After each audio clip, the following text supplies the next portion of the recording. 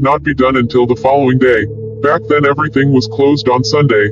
My mother and her sisters had pushed their beds together that night and made one big bed. The moon was full so they could see fairly well in the dark. At around 3 a.m., my mother awoke to a snarling sound coming from somewhere in her room. She said she almost felt paralyzed. As she started to open her eyes, she could see this huge black gargoyle-looking thing standing at the end of her bed with these evil red eyes staring at her. She could see his snarling teeth, she could feel the heat of his breath on her skin. She was so terrified she could not move. She said it looked at her like, "I know you can see me."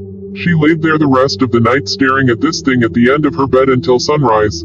As the sun started to come up, it flew out the open window. My mother jumped out of bed, and as she did, she noticed these strange hoof prints made out of soot on the floor. As she walked from her room, there were more in the hall going towards her brother's room. She was too frightened to say anything to her family, afraid they would say she was crazy. 20 years later, we had a family